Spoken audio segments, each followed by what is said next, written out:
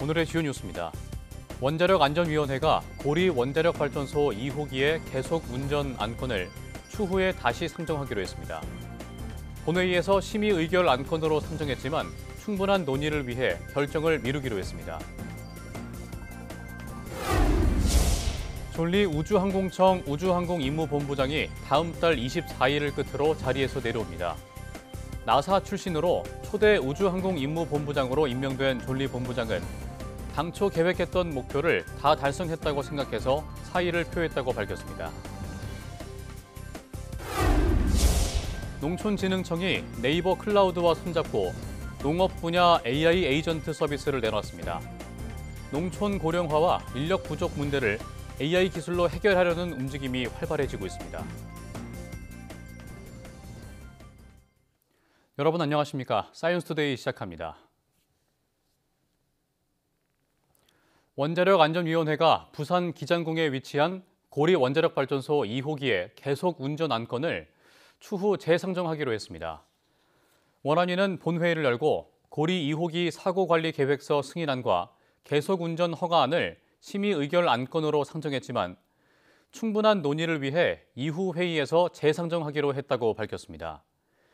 회의에 참가한 위원들은 앞서 사고관리계획서가 승인된 한국형 원전과 다른 노형인 고리 2호기와 차이 등에 대한 설명이 부족하다며 더 논의가 필요하다는 의견을 냈습니다.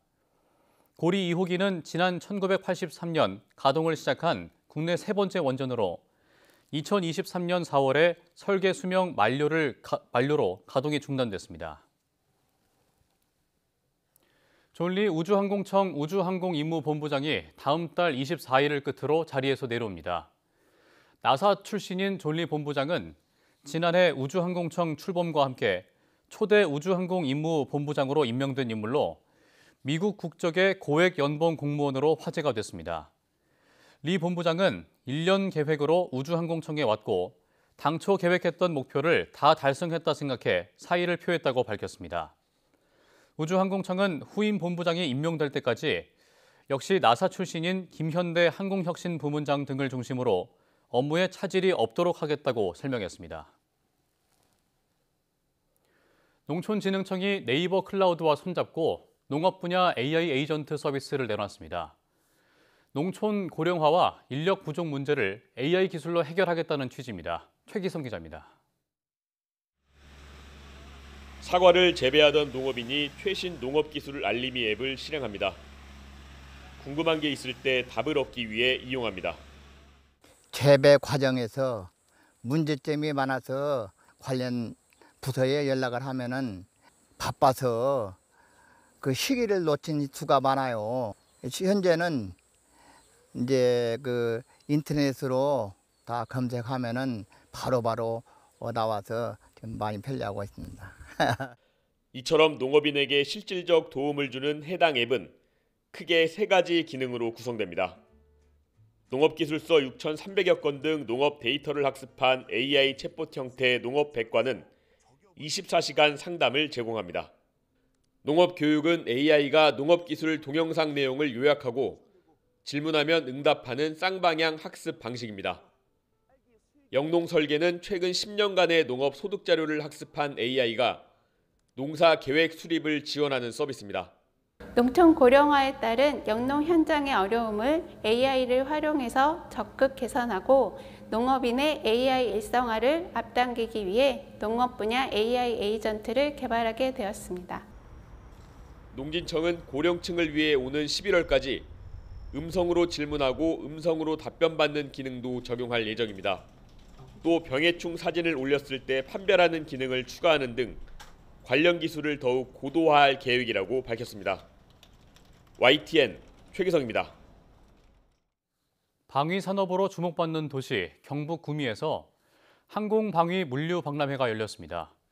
3회째를 맞은 이번 박람회에서는 세계적으로 주목받는 K방산의 첨단 기술이 총출동했습니다. 이윤재 기자가 보도합니다. 일반 인공위성보다 크기가 작고 가벼운 소형 인공위성입니다. 10분의 1 가격으로 더 정밀하게 더 짧은 주기로 정찰할 수 있는 차세대 방산 기술로 주목받고 있습니다. 지름 4m에 이르는 드론은 40kg 짐을 싣고 12km를 날 수 있습니다. 군수물자를 실어 나를 수 있는 장비로 이미 실증까지 마치고 현장에 투입될 날만 기다리고 있습니다. 40kg을 경감을 시켜서 130kg급으로 낮추고 크기도 약 한 1m 정도 줄여서 운용자들이 쉽게 운용할 수 있도록 추가 개발을 진행 중에 있습니다. 세계적으로 주목받는 이른바 K방산 기술은 물론 항공과 물류 분야 최신 산업 흐름을 눈앞에서 볼 수 있는 박람회가 경북 구미에서 열렸습니다. 94개 기업 204개의 부스가 최대 규모로 설치되었습니다.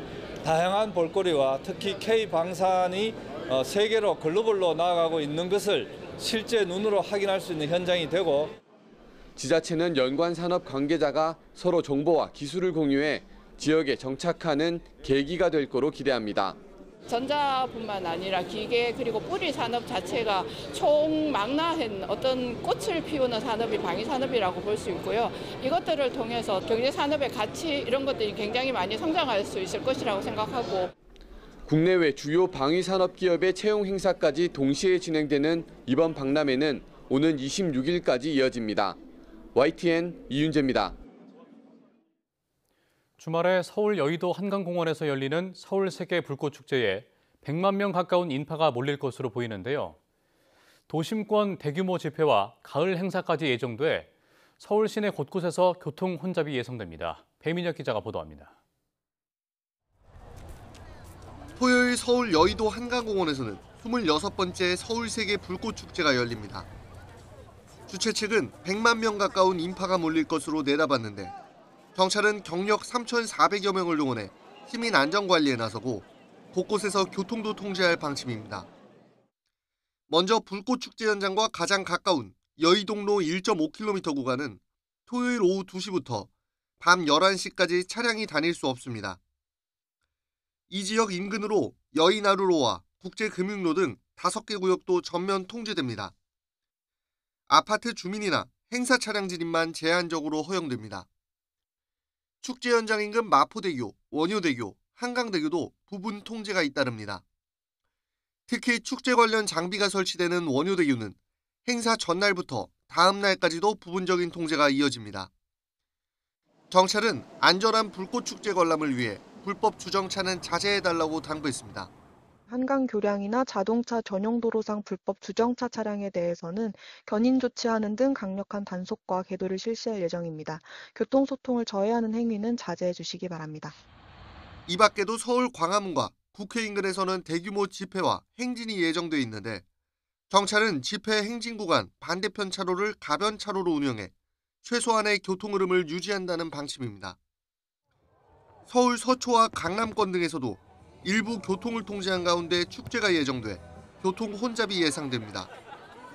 경찰은 이번 주말 가급적 대중교통 이용을 요청하며 부득이 차량을 이용할 경우 실시간 교통정보를 미리 확인할 것을 당부했습니다. YTN 배민혁입니다. 구리 한강시민공원에서 가을 정취 가득한 코스모스 축제가 개막해 이번 주 일요일까지 사흘간 열립니다. 올해 축제는 수도권 최대 규모인 9만 제곱미터 코스모스 단지를 배경으로 펼쳐지며 드론쇼와 불꽃놀이 등 풍성한 볼거리가 마련됐습니다. 이번 축제는 단순한 꽃축제를 넘어 시민과 관광객 체험을 강화하고 지역 경제에도 활력을 불어넣도록 기획됐습니다. 구리 전통시장 소상공인 부스가 운영되며 방문객들이 도심 상권까지 자연스럽게 찾을 수 있도록 3일장 스탬프 투어 시민 참여 프로그램이 준비됐습니다. 원자재값 인상을 이유로 가격을 올리고 뒤로는 비용을 부풀려 세금을 탈루한 식품 외식 업체들이 무더기로 세무조사를 받게 됐습니다. 조사 대상은 55개 업체로 탈루 의심 규모는 8천억 원에 이릅니다. 보도에 오인석 기자입니다. 국세청이 원자재 값이 올랐다며 상품 가격을 과도하게 올려 소비자에게 부담을 전가하고 마땅히 내야 할 세금은 탈루한 식품 외식업체 등 55곳에 대해 세무조사에 착수했습니다. 조사 대상은 가공식품업체와 외식 프랜차이즈 가맹본부, 예식 장례업체 등입니다. 조사 대상 가공식품업체 중 8곳은 10% 이상 가격을 올렸고 30%나 올린 곳도 있었습니다. 프랜차이즈 업체 10곳은 10% 이상, 예식 장례업체는 평균 15%에서 20% 가격을 인상했습니다. 이들은 상품 가격을 올린 뒤로는 탈세를 저지른 것으로 확인됐습니다. 원재료를 거짓으로 매입하거나 사주 일가에게 가공 인건비를 지급하는 등 원가를 부풀리는 수법으로 회사 소득을 줄여 탈세했습니다. 무자료 거래와 차명 계좌를 통해 매출을 누락시킨 사례도 다수 드러났습니다. 사주 일가에게는 직책에 맞지 않는 고액의 급여를 지급하며 인건비를 부풀려 신고하기도 하였습니다. 심지어 일부 업체는 사주 일가의 고가 아파트 구입, 자택의 설계, 인테리어 관련 비용까지 회사가 대신 부담한 사례도 있었습니다. 혼주나 상주가 대부분 경조사 비용을 현장에서 축의금이나 조의금으로 지불하는 점을 악용해 할인을 조건으로 현금 결제를 유도해 매출을 누락하기도 했습니다. 이들 55개 업체가 탈루한 것으로 의심되는 세금 규모는 8천억 원에 이릅니다. 국세청은 법인자금 유출과 가공 인건비 지급 등을 통해 부를 쌓는 사주 일가의 재산 취득 전반에 대해 자금 출처를 조사하고 조사 대상 업체의 원가를 부풀리도록 도와준 거래처에 대해서도 엄정 조사하기로 했습니다. YTN 오인성입니다. 정식 출항 나흘 만에 연이어 고장을 일으켰던 한강버스에 또 이상이 발생했습니다. 서울시는 낮 12시 40분쯤 마곡에서 출발해 잠실로 향하던 한강버스 104호가 가양대교 통과 전 100m 지점에서 우측 방향타 이상으로 회항을 결정했다고 밝혔습니다. 해당 선박은 마곡 선착장으로 돌아가 승객 70명에게 환불 조치한 뒤 긴급 점검과 수리에 들어갔습니다. 이번 조치로 12시 30분 마곡 출발 잠실행은 또 오후 3시 30분 잠실 출발 마곡행, 오후 6시 마곡 출발 잠실행의 운항이 취소됐습니다.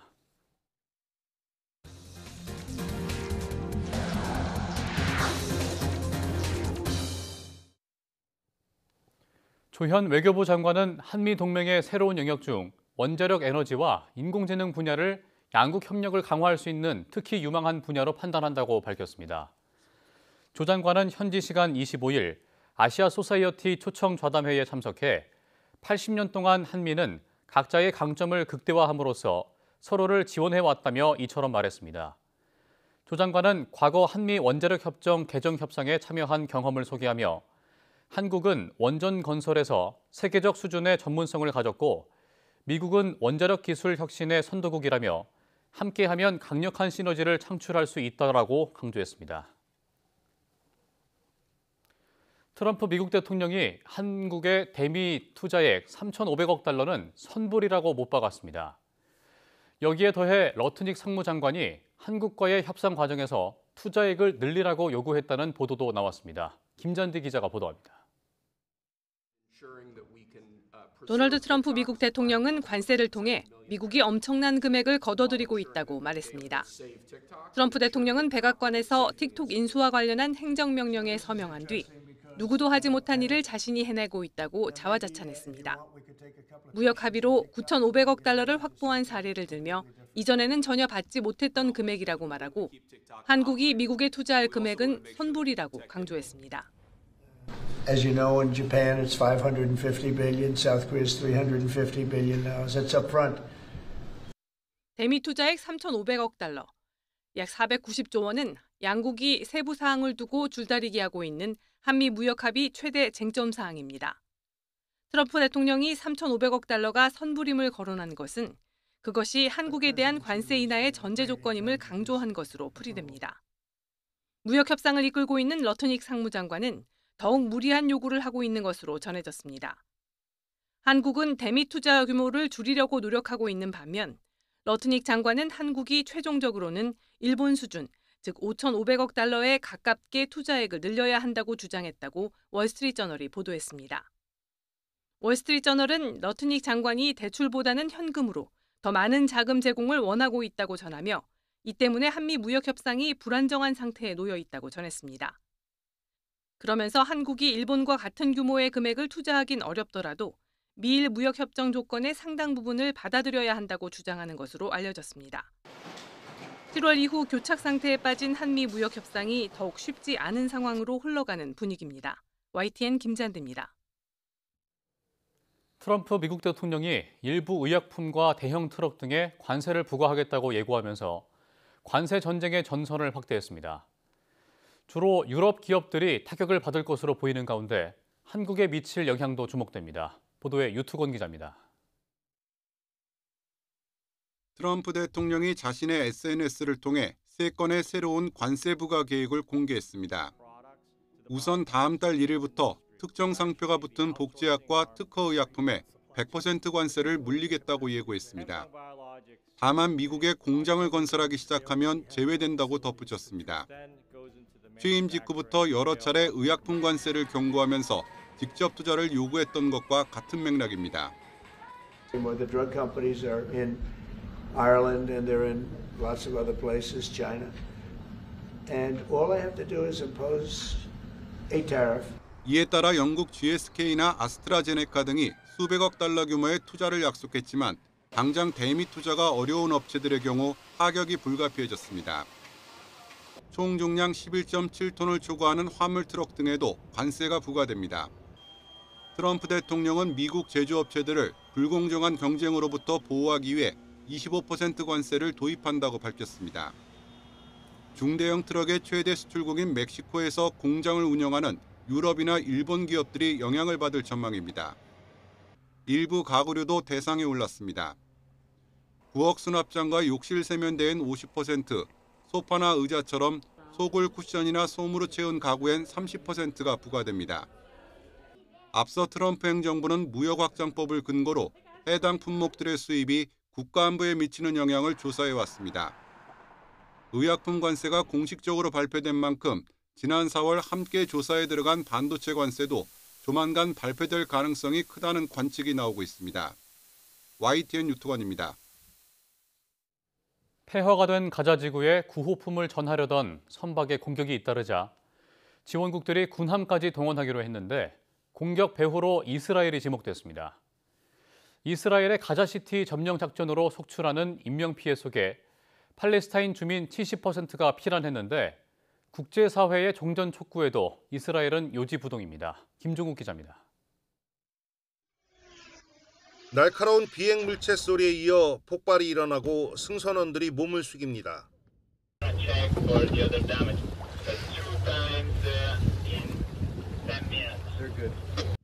가자 지구에 전할 식량과 물자를 실은 배 50여 척으로 이뤄진 선단이 드론 공격을 받은 겁니다. 이달 초 스페인에서 출항한 뒤 공격이 잇따르자 이탈리아와 스페인은 선단을 보호하기 위해 군함을 보내기로 했습니다. 선단은 공격 배후로 이스라엘을 지목했는데 이스라엘은 드론 공격에 관여했는지 밝히지 않았습니다. The situation in Palestine is accelerating. The genocide is accelerating. They should help all the flotilla to reach Gaza and to establish a humanitarian corridor. 이스라엘군은 하루에만 가자 지구 전역에서 170곳 넘는 목표물을 공습했습니다. 주택과 아파트 등이 공격받아 어린이들을 포함해 적어도 17명이 숨졌습니다. 가자시티 점령을 위한 지상작전을 개시한 지난 15일 전후에 약 100만 명이던 주민 가운데 70만 명가량이 떠난 것으로 집계됐습니다. 팔레스타인 자치정부 수반은 유엔 총회 화상연설에서 가자 지구는 팔레스타인 국가의 필수라며 무장정파 하마스는 전후 통치에 참여해선 안 된다고 말했습니다. رغم كل ما عاناه شعبنا فإننا نرفض ما قامت به حركة حماس في 7 من أكتوبر من أعمال استهدفت المدنيين الإسرائيليين. 네타냐후 이스라엘 총리는 잇따라 팔레스타인 지지를 밝히고 종전을 촉구하는 각국 정상들을 비판하면서 현지 시간 26일 유엔 총회에서 진실을 말할 것이라고 받아쳤습니다. YTN 김종욱입니다. 최근 러시아 전투기와 드론의 유럽 영공 침공이 잦아진 가운데 덴마크 여러 곳에 드론이 동시에 출몰하면서 안보 불안을 키우고 있습니다. 유엔 총회에 참석 중인 젤렌스키 우크라이나 대통령은 전쟁을 멈추지 않으면 러시아 대통령실인 크렘린궁을 폭격할 수 있다고 위협했습니다. 런던에서 조수연 특파원입니다. 어두운 밤하늘에 불빛 여러 개가 눈에 띕니다. 정체불명의 드론이 덴마크 여러 공항과 공군기지에 동시 출몰하면서 유럽이 비상에 걸렸습니다. The whole situation right now is sort of unsettling in the sense that so many world leaders are talking about a rather big conflict in World War III. 마르크 리터 나토 사무총장은 드론 출몰 상황을 심각하게 받아들인다며 회원국들과 안전 확보에 집중하겠다고 강조했습니다. 이번에도 러시아가 배후에 있는 것 아니냐는 추측이 나오자 러시아는 자국과 무관하다며 꾸며진 도발이라고 주장했습니다. 우크라이나 전쟁에 대해선 트럼프 미국 대통령이 우크라이나의 영토 탈환을 언급하는 등 달라진 듯한 모습에도 협상 의지가 있다는 원칙적 입장을 재확인했습니다.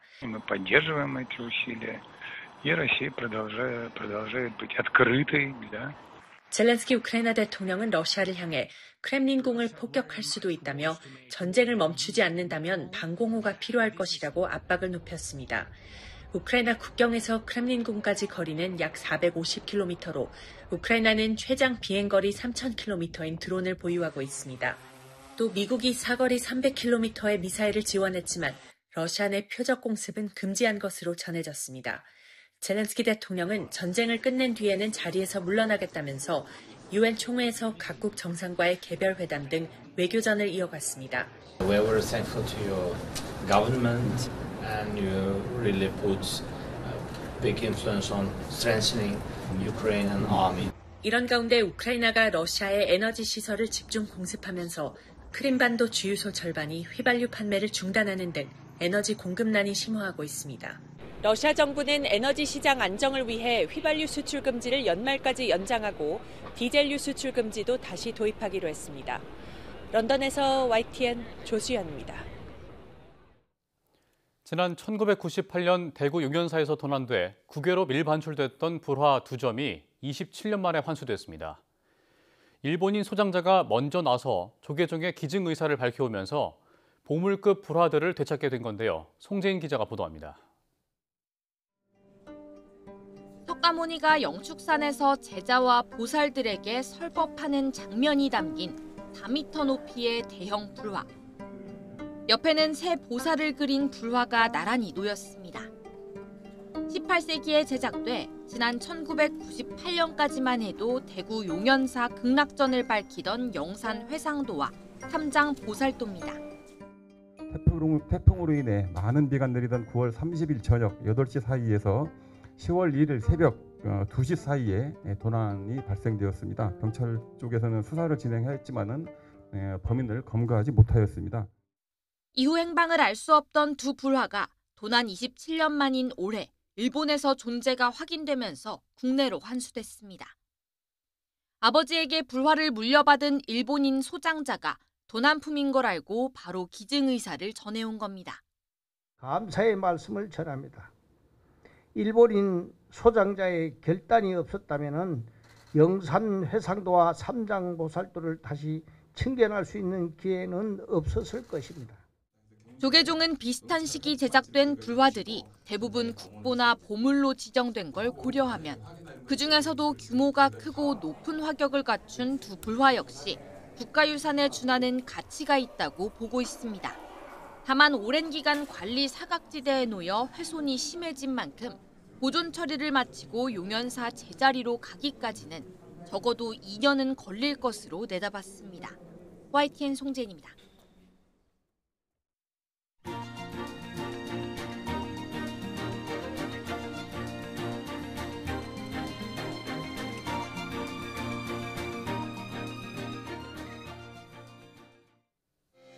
이상으로 사이언스 투데이 마칩니다. 함께해 주신 여러분 고맙습니다.